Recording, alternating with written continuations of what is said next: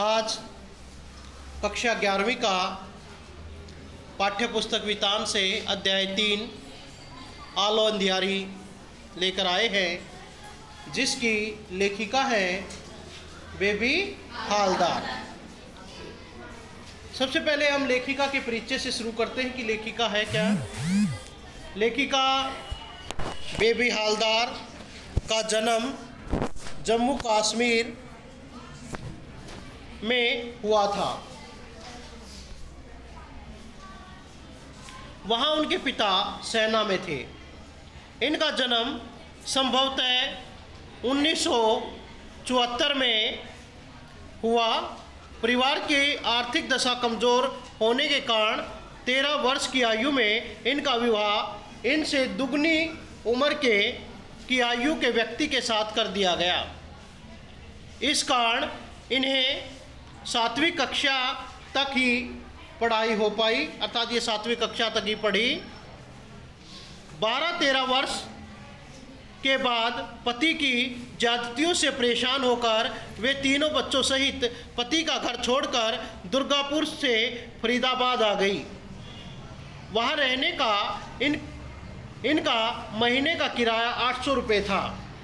कुछ समय बाद वह गुड़गांव चली आई और घरेलू नौकरानी के रूप में काम कर रही है। इनकी एकमात्र रचना आलो अंधियारी, यह मूल रूप से बांग्ला भाषा में लिखी गई है तथा बाद में इसका हिंदी अनुवाद किया गया। आलो अंधियारी लेखिका का जीवन परिचय है। यह उनके जीवन के संघर्षों को दर्शाती है।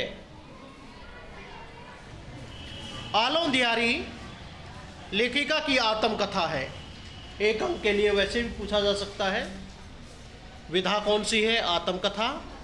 इसका अर्थ है अंधेरे का उजाला या अंधेरे में उजाला, कि जीवन में जिस प्रकार से आलो बेबी हालदार के जीवन में अंधकार था और किस प्रकार से वह प्रकाश को प्राप्त करती है, खुद जलती रहती है। यह समाज की करोड़ों झुग्गियों की कहानियाँ हैं, कि जैसे करोड़ों लोग झुग्गियों में रहते हैं, उसकी एक कहानी कह सकते हैं। यह साहित्य में उनके लिए चुनौती है जो साहित्य को वस्तु में देखने के आदी हैं, जो यह समझते हैं कि साहित्य को एक खास वर्ग की बपोती मानते हैं। बपोती का यह आप बीती है, अर्थात उसके ऊपर स्वयं पर उस बीती हुई घटना है, कहानी है, जो बांग्ला में लिखी गई है। लेकिन पहली ऐसी रचना जो छपकर बाजार में आने से पहले ही मुख्य रूप में हिंदी में आ गई। अभी बाजार में भी नहीं छपी थी जब तक बाजार में पहुंच चुकी थी। इसके अनुवादक हैं प्रबोध कुमार। ये भी महत्वपूर्ण है कि इसका अनुवाद किसने किया? प्रबोध कुमार। लेखिका अपने पति से अलग किराए के मकान में अपने 3 छोटे बच्चों के साथ रहती थी। उसे हर समय काम की तलाश रहती थी। वह सभी को अपने लिए काम ढूंढने के लिए कहती थी। शाम को जब वह घर वापस आती तो पड़ोस की औरतें काम के बारे में पूछती। काम न मिलने पर वह उनका हौसला बढ़ाती थी। लेखिका सुनील नामक युवक से मिलती है। एक दिन उसने किसी मकान मालिक से लेखिका को मिलवाया। मकान मालिक ने 800 रुपये महीने पर उसे रख लिया और घर की सफाई व खाना बनाने का काम दिया। उसने पहले काम कर रही महिला को हटा दिया। उस महिला ने लेखिका से भला बुरा कहा। लेखिका उस घर में रोज़ सवेरे आती तथा दोपहर तक सारा काम खत्म करके चली जाती। घर आकर बच्चों को नहलाती व खिलाती। उसे बच्चों के भविष्य की चिंता थी। जिस मकान में वह रहती थी वह महंगा था। उसने सस्ता किराए वाला मकान ले लिया। लोग उसके अकेले रहने पर तरह तरह की बातें बनाते थे। घर के खर्च चलाने के लिए वह और काम चाहती थी। वह मकान मालिक से काम की नई जगह ढूंढने को कहती है। उसे बच्चों की पढ़ाई, घर के किराए व लोगों की बातों की भी चिंता थी। एक दिन उन्होंने लेखिका से पूछा कि वह घर आकर क्या क्या करती है। लेखिका की बात सुनकर उन्हें आश्चर्य हुआ। उन्होंने स्वयं को तातुस कहकर पुकारने को कहा। वे उसे बेबी कहते थे तथा अपनी बेटी की तरह मानते थे। उनका सारा परिवार लेखिका का ख्याल रखता था। वह पुस्तकों की अलमारी की सफाई करते समय पुस्तकों को उत्सुकता से देखने लगती। यह देखकर तातुस ने उसे एक किताब पढ़ने के लिए दी।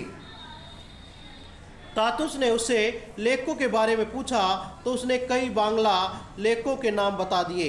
एक दिन तातुस ने उसे कॉपी व पेन दिया और कहा कि समय निकालकर वह कुछ जरूर लिखे।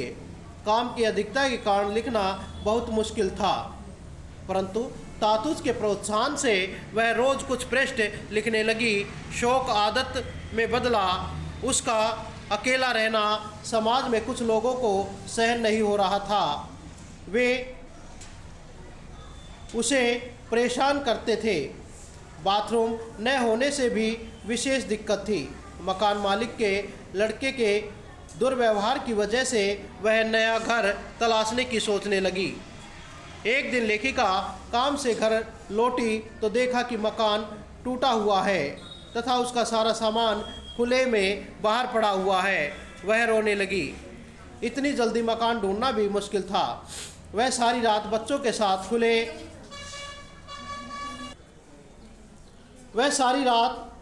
साथ खुले आसमान के नीचे बैठी रही। दो भाई नज़दीक रहने के बावजूद उसकी सहायता नहीं करते थे, अर्थात उसके परिवार का उसे कोई सपोर्ट नहीं था। तातुस को बेबी का घर टूटने का पता चला तो उन्होंने अपने घर में कमरा दे दिया। इस प्रकार वह तातुस के घर में रहने लगी। उसके बच्चों को ठीक खाना मिलने लगा। तातुस उसका बहुत ख्याल रखते थे। बच्चों के बीमार होने पर वे उसकी दवा का प्रबंध करते। उसका बड़ा लड़का किसी घर में काम करता था। तातुस ने उसके लड़के को खोजा तथा उसे बेबी से मिलवाया। लड़के को दूसरी जगह काम दिलवाया। लेखिका सोचती थी कि तातुस पिछले जन्म में उसके बाबा रहे होंगे। तातुस उसे लिखने के लिए प्रोत्साहित करते थे। उन्होंने अपने कई मित्रों के पास बेबी के लेखन के कुछ अंश भेज दिए। उन्हें यह लेखन पसंद आया और वे भी लेखिका का उत्साह बढ़ाते रहे। तातुस के छोटे लड़के अर्जुन के दो मित्र वहां आकर रहने लगे, परंतु उनके अच्छे व्यवहार से लेखिका बड़े काम को खुशी खुशी करने लगी। उसने उसे रोजाना शाम के समय पार्क में बच्चों को घुमा लाने के लिए कहा। अब वह पार्क में जाने लगी। पार्क में नए नए लोगों से मुलाकात होती। उसकी पहचान बांग्ला लड़की से हुई जो जल्दी ही वापस चली गई। लोगों के दुर्व्यवहार के कारण उसने पार्क में जाना छोड़ दिया। लेखिका को किताब, अखबार पढ़ने व लेखन कार्य में आनंद आने लगा। इन कार्यों में वह काफ़ी रुचि रखती थी। तातुस के जोर देने पर वह अपने जीवन की घटनाएं लिखने लगी। तातुस के दोस्त उसका उत्साह बढ़ाते रहे। एक मित्र ने उसे आशा पूर्णा देवी का उदाहरण भी दिया। इससे लेखिका का हौसला और भी अधिक बढ़ा और उसने उन्हें जेलू कहकर संबोधित किया। एक दिन लेखिका के पिता उससे मिलने पहुंचे। उसने उसकी माँ के निधन के बारे में बताया। लेखिका के भाइयों को पता था, परंतु उन्होंने उसे नहीं बताया। लेखिका काफ़ी देर तक माँ को याद करके रोती रही। बाबा ने बच्चों से माँ का ख्याल रखने के लिए समझाया। लेखिका पत्रों के माध्यम से कोलकाता और दिल्ली के मित्रों से संपर्क रखने लगी। उसे हैरानी थी कि लोग उसके लेखन को पसंद करते थे। शर्मिला उससे तरह तरह की बातें करती थी। लेखिका सोचती थी कि तातुस उससे न मिलते तो वह जीवन कहाँ मिलता। लेखिका का जीवन तातुस के घर में आकर बदल गया। उसका बड़ा लड़का काम पर लगा था। दोनों छोटे बच्चे स्कूल में पढ़ रहे थे। वह स्वयं लेखिका बन गई थी। पहले वह सोचती थी कि अपनों से छूटकर कैसे जी पाएगी, परंतु अब उसने जीना सीख लिया था। वह तातुस से शब्दों के अर्थ पूछने लगी थी।